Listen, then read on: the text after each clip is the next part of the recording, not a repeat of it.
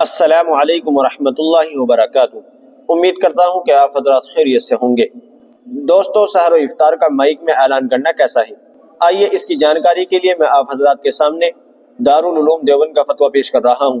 چنانچہ کسی سائل نے دارالعلوم دیوبند سے سوال کیا ہے، حضور صلی اللہ علیہ وسلم کے زمانے میں افطار کے اعلان کی کیا صورت تھی اور سحری کے ختم کا کیا اعلان کیا جاتا تھا؟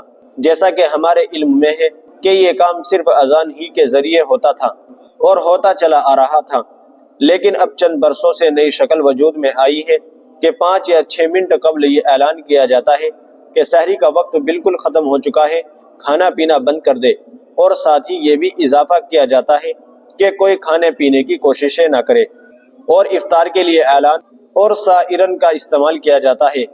میرے ناقص ذہن میں یہ ہے کہ اگر حضور صلی اللہ علیہ وسلم چاہتے تو اس طرح کا اعلان کرا سکتے تھے، مگر آپ صلی اللہ علیہ وسلم نے اذان ہی کو پسند فرمایا، تو سنت یہی ہے۔ دوسرے جو نقشہ اوقات مسجد میں لگا ہے اس میں صبح صادق ختم سحر ایک ساتھ لکھا ہے، جو 5 یا 6 منٹ قبل ہے۔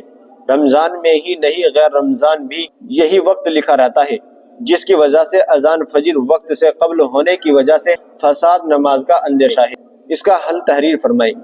تو چلیے دیکھتے ہیں دارالعلوم دیوبند نے اس کا کیا جواب دیا ہے۔ بسم اللہ الرحمن الرحیم۔ حضور صلی اللہ علیہ وسلم کے دور میں اور اس کے ماں بعد کے زمانے تک لوگ غروب شمس کا خود مشاہدہ کر کے افطار کرتے تھے۔ پھر بعد کے دور میں گھنی آبادی اور گھروں میں رہنے والوں کو اذان کے ذریعے اطلاع ہو جاتی، اور کہیں گولا داغنے اور نکارہ بجانے کا رواج بھی تھا، لیکن سحر میں صبح صادق کے مشاہدے سے سحری کھانا بند کرتے تھے، اور بعد کے دور میں گولا نکارہ وغیرہ بھی ہونے لگا۔ اذان کے ذریعے سحری بند کرنے کا معمول نہیں تھا، کیونکہ اذان صبح صادق کے ظہر ہونے کے بعد ہوتی ہے، جبکہ سحری کا وقت ختم ہو کر فجر کا وقت داخل ہو جائے۔ البتہ رسول اللہ صلی اللہ علیہ وسلم کے ابتدائی دور میں ایک اذان تہجد میں اٹھانے کے لیے بھی ہوتی تھی، اس وقت سحری کھانا جائز ہوتا۔ ختم سحر یا صبح صادق کا جو وقت نقشہ اوقات میں لکھا رہتا ہے، سحری کھانا احتیاطاً اس سے 5-7 منٹ پہلے ختم کر دینا چاہیے، کیونکہ یہ حسابات تخمینی ہے اور گھڑیوں کا فرق بھی عام طور پر ہوتا ہے، لہذا صبح صادق کے آخری منٹ تک کھاتے رہنا خلاف احتیاط ہے۔ نیز صبح صادق کے وقت پر اذان فجر نہ کہی جائے، بلکہ 10 منٹ بعد کہی جائے، کیونکہ مختلف جنتریوں میں بھی فرق ہوتا ہے، اور اذان کے لیے صبح صادق کا یعنی اچھی طرح ظاہر ہونا ضروری ہے۔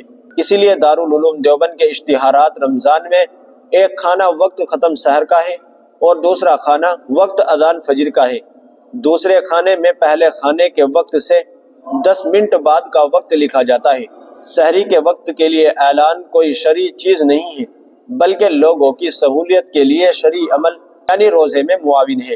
اعلان نہ بھی کیا جائے اور لوگ اپنے اپنے طور پر صبح صادق کا مشاہدہ کر کے یا گھڑی وغیرہ کی مدد سے صبح صادق سے پہلے سحری کھانا بند کر دے، یہ بھی درست ہے۔ واللہ تعالی علم۔ دارالفتاء دارالعلوم دیوبند۔ ناظرین، امید ہے کہ مسئلہ آپ کی سمجھ میں آ گیا ہوگا۔ ویڈیو کو زیادہ سے زیادہ شیئر کر دیجیے گا اور ہمارے چینل کو سبسکرائب بھی کر دیجیے گا۔ تو چلیے پھر ملتے ہیں کسی دوسری ویڈیو میں۔ السلام علیکم ورحمۃ اللہ وبرکاتہ۔